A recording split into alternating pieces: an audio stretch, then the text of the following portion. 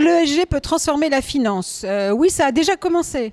Ça a déjà commencé parce qu'aujourd'hui, premier combat gagné, les fonds qui prennent en considération des critères environnementaux, socio-gouvernance sont des fonds en croissance constante.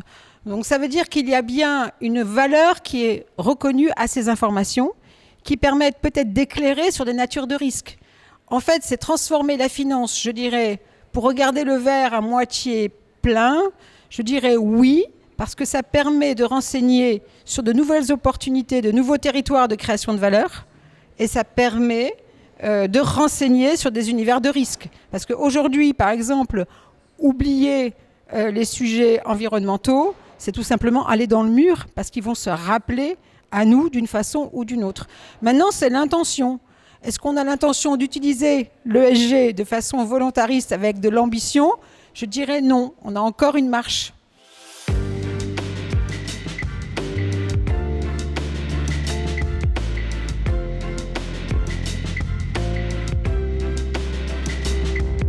Profil, c'est un cabinet de conseil en stratégie.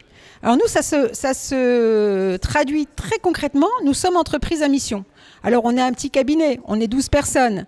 Mais on a vocation à éclairer justement ces sujets-là. Donc on a un pôle recherche. On produit des études, on réunit des experts académiques, on réunit des entreprises qui sont très engagées. Donc on produit de la matière grise.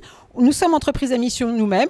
Donc nous nous appliquons à nous ce que nous recommandons ou ce que nous prônons pour les autres. Alors ça reste un tout petit truc, mais on est très fiers de nous. Voilà. Donc oui, on essaye de ne pas être les cordonniers les plus mal chaussés.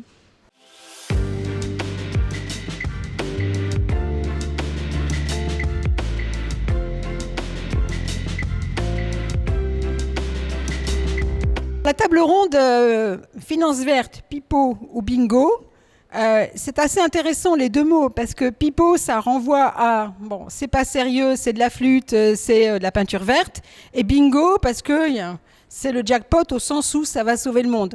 En fait c'est ni l'un ni l'autre. Alors évidemment quand on dit que c'est ni l'un ni l'autre, on dit bon c'est quoi alors, c'est de l'eau tiède?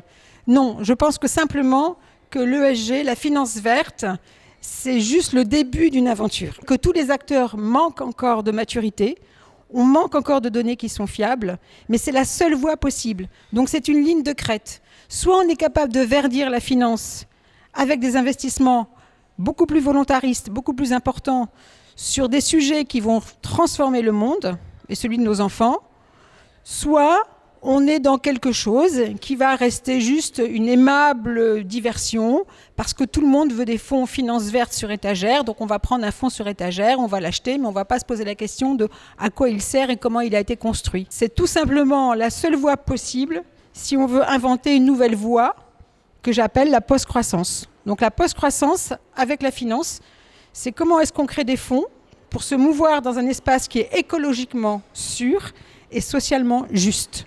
Donc c'est un peu un rêve. Donc je dirais que c'est une finance verte et sociale.